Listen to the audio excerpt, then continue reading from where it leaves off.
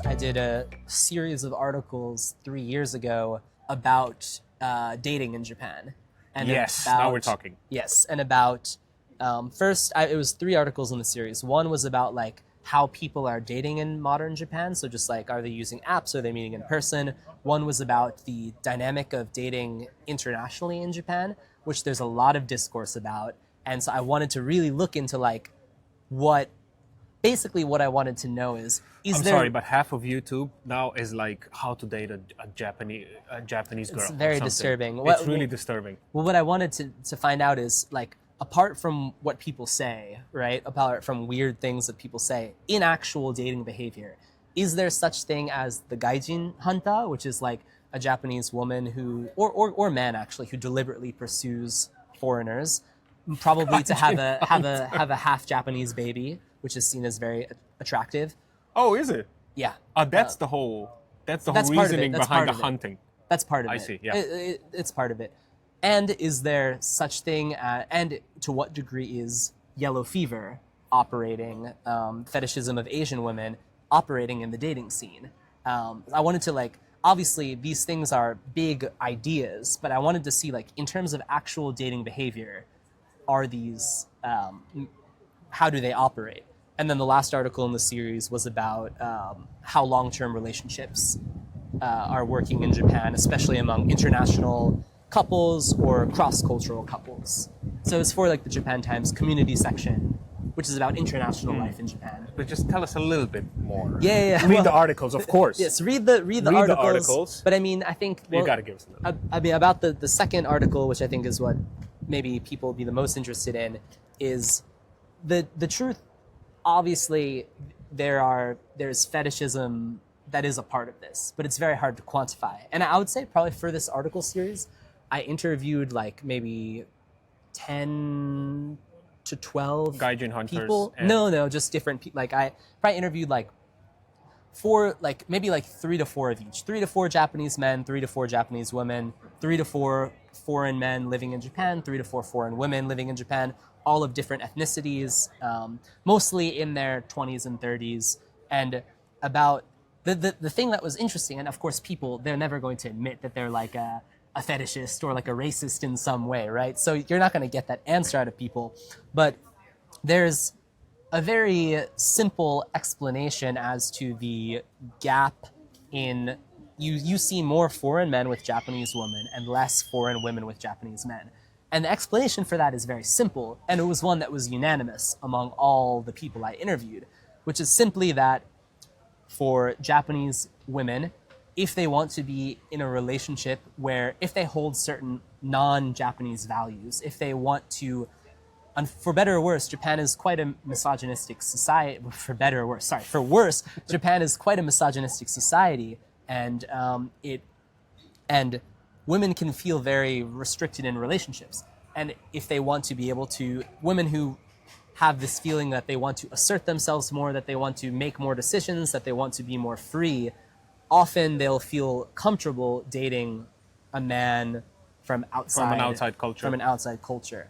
Whereas for foreign women, they have to go through the reverse process. Where if they date Japanese men, a lot of the time they're expected to be more adherent to more traditional Japanese values. Exactly.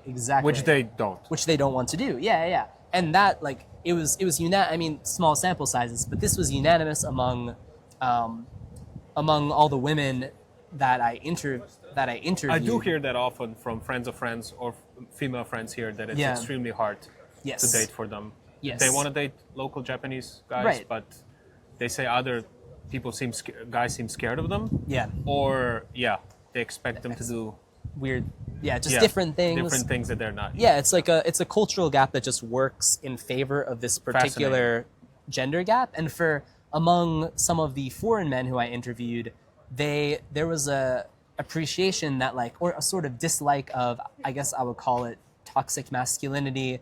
That toxic masculinity is different in Japan and the West, let's say. And so a couple men that I interviewed mentioned that they felt comfortable dating Japanese women, where a sign of their manliness, right, could be that they were polite and well-mannered and good with their words, rather than sort of like this dominant, ripped. Yeah, just that. Yeah, Andrew Tate, idiot. Yeah, and not that muscular guys aren't like popular among women in Japan. They certainly not at all. I think. Well, I think they just the beauty standard. Yeah, the beauty standard what is you see very... on posters, what you see in magazines. It's a very different type of masculinity. Yes, exactly. Than in the West. And so we expect it to look like Wolverine. Yeah. Here it's more like just a fit slimness, maybe, slim, like with a nice hair, nice style, nice skin, right? Nice skin, these guys have amazing skin.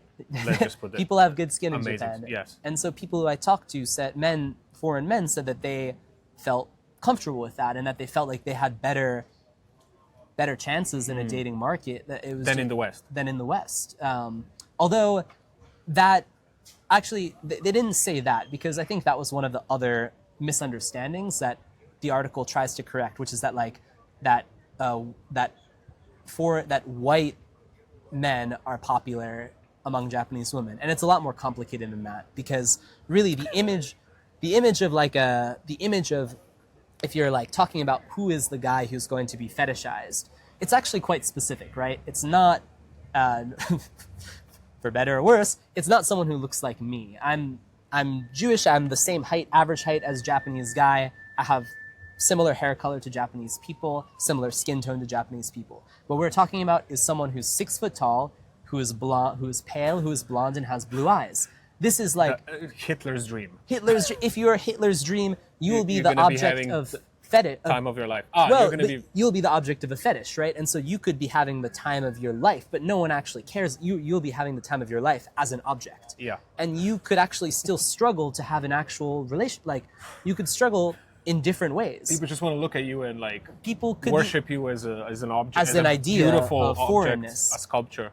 Yeah. And it's it's the same way that that Asian women can. Now, I don't want to say same way, but it could be considered a similar way that Asian women can be fetishized in Western countries. It's better to look like this, be kind of a little bit ugly, and just and just people have to deal with your personality. People date who right, and that was the thing that I'm trying, and maybe it's like a slight. I don't want. Maybe it's also comes from an ideological perspective, is that I don't want there to be this perception that there's these really creepy dynamics at play, because I do think most of the people I know, and my own experience and experience of many people, it's very simple, right? It's just that you meet someone who likes you and you like them, or you don't. Yeah. And if you're living here, most That's people that advice. you meet are Japanese. So you might meet a foreigner, and you'll have an easier time to get along with them, and you could date them, or you meet a lot of Japanese people. One of them's a Japanese person who you vibe with and who likes you and you like them.